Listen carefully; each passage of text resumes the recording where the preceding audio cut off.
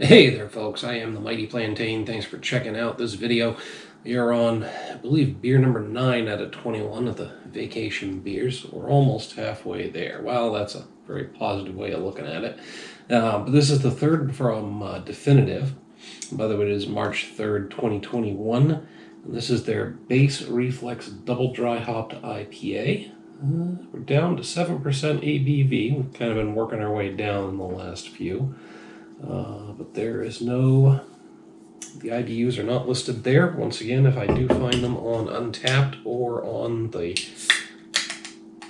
brewery's website, I'll put them in the comments.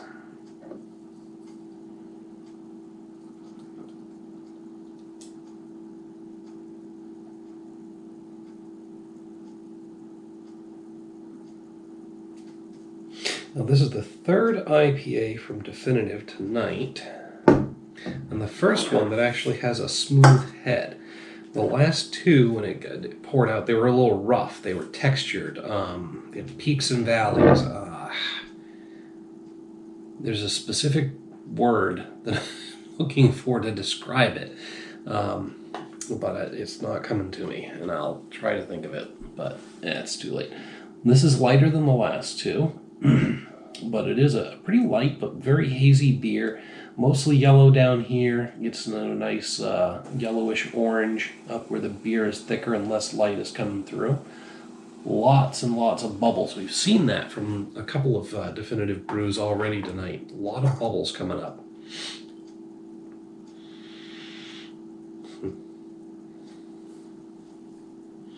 A pretty light citrusy aroma coming off of that.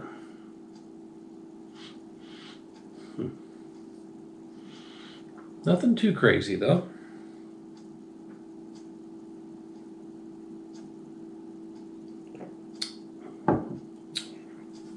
Definitely hits you with a hoppy punch right up front.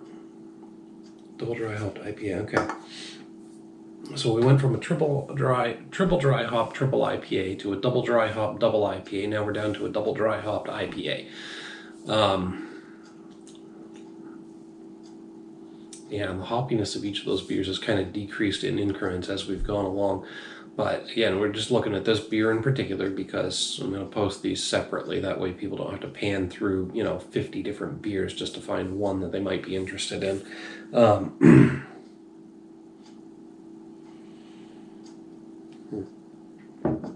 There's a slightly metallic tang to this one, that I'm not used to from Definitive beers. They usually have them in a pretty good can that doesn't pick up the metallic taste. So it could be an aspect of the beer itself versus the can.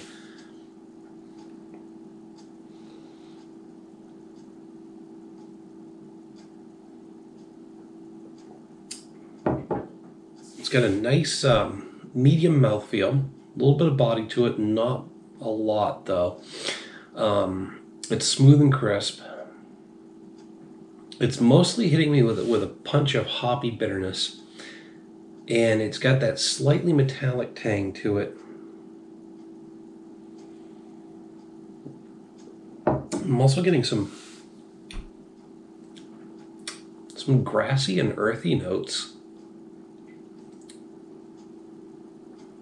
So I've mentioned this before plenty of times, but I'm mostly keyed towards citrus and pine. So if I'm getting grassy and earthy primarily, that's impressive for me.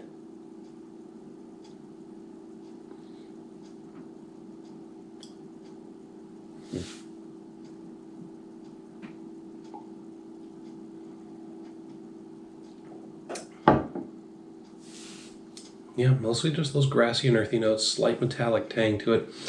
I'm not as in love with the overall experience of this one as I was with the last couple. I think I'm hitting this with a 3.5 out of 5. Overall, it's a really solid, really well put together beer. It's got a nice above average quality to it, but it's just not distinguishing itself enough from all the other IPAs out there. Pardon. To really get some extra points. Now, bear in mind, on a scale of 1 to 5, a 2.5 is average, so 3.5 pardon, still puts this as a very solidly above average beer. It's just not quite distinguishing itself enough, despite having two different flavor characters from the hops that I don't always pick up on. It's just not quite enough to bring it up to the 4 or higher category. So a nice solid 3.5 out of 5. Another winner from Definitive. I definitely wouldn't turn it down. But that's just what I have to say about it. Hit me up down below in the comments or the email link. Love to hear what you have to say about this beer. While you're down there, don't forget to like and share the video. Make sure to subscribe to the channel. Until next time, folks, thanks for tuning in. Cheers.